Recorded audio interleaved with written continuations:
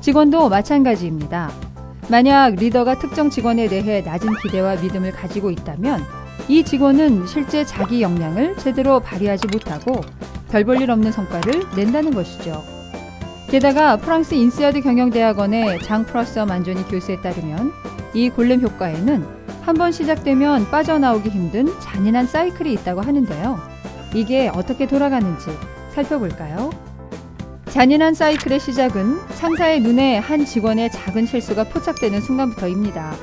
상사는 그때부터 저 친구는 일을 잘 못하는 것 같아 라고 여기며 앞으로 이 직원을 좀 더 체크해야겠다고 생각하죠.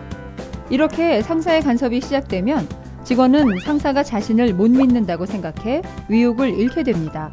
그러다 보니 성과도 떨어지죠. 이걸 본 상사는 그의 업무에 더욱 개입하기 시작합니다. 이제 사사건건 간섭을 당하게 된 직원은 반항심까지 느끼게 되고 업무를 더 소홀히 하게 됩니다. 그러면서 스스로 자신의 능력을 의심하며 자신감도 잃죠. 그 결과 성과는 정말 바닥을 치게 되는데요. 이에 상사는 역시 이 직원은 무능력했다고 결론을 내려버리죠. 어떠신가요? 혹시 여러분도 이 사이클에 빠져 계시지는 않나요? 사실 리더가 여기서 빠져나오지 못하게 되는 데는 크게 두 가지 요인이 있습니다.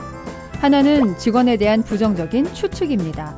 이는 사이클의 시작을 알리는 방아쇠가 되죠. 그리고 다른 하나는 이 추측이 가져오는 무차별적인 간섭과 통제입니다. 자, 그럼 대체 어떻게 해야 이 두 가지 요인에서 벗어날 수 있을까요? 첫째, 부하 직원에 대한 섣부른 예단은 금물입니다. 즉흥적인 추측이 아니라 객관적이고 구체적인 사실을 관찰하고 판단하십시오. 일단 추측이란 게 시작되면 상사의 눈에는 이를 뒷받침하는 증거만 쏙쏙 들어옵니다. 이런 현상을 확증 편향 현상이라고 하는데요. 자신의 생각에 일치하는 정보만 받아들이려는 경향을 말하는 것이죠. 그럼 직원의 크고 작은 업무 실수는 물론 못마땅한 언행이나 단정치 못한 옷차림까지 모두 증거가 될 수 있죠. 그러니 이렇게 확증 편향에 빠져 부하 직원을 구렁텅이로 빠뜨리지 않기 위해서는 늘 객관적이고 구체적인 사실을 관찰하고 이를 바탕으로 판단하는 습관을 길러야 합니다. 근태나 성과, 동료 평가 등 될수록 다양한 객관적인 자료를 확인해야 하는 것이죠. 일단 추측의 방아쇠가 당겨지면 골렘 효과의 사이클이 돌아가는 것을 멈추기 어렵다는 사실을 늘 경계하시기 바랍니다. 둘째, 일방적인 간섭이 아니라 문제를 해결하기 위한 긍정적인 관여를 하십시오. 만약 객관적인 자료를 봐도 직원에게 문제가 있다면 리더는 당연히 직원 관리에 나서야 합니다. 하지만 시도 때도 없이 불러 일방적으로 지시하고 간섭하는 것은 직원에게 무언의 비난으로 다가오는데요. 제대로 할 줄 아는 게 없군 이라는 리더의 속마음이 들리는 것처럼 말이죠. 이러면 직원들은 골렘 효과에 빠질 수밖에 없죠. 이를 예방하기 위해서 리더는 먼저 해당 직원에게 객관적인 자료를 제시하며 직원 스스로가 문제 상황에 빠져 있음을 확인하게 해야 합니다.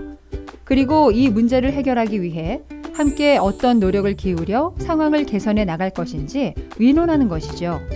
이때 리더는 자신이 앞으로 언제 어떤 식으로 직원 관리에 나설지 미리 알려주는 것이 좋습니다.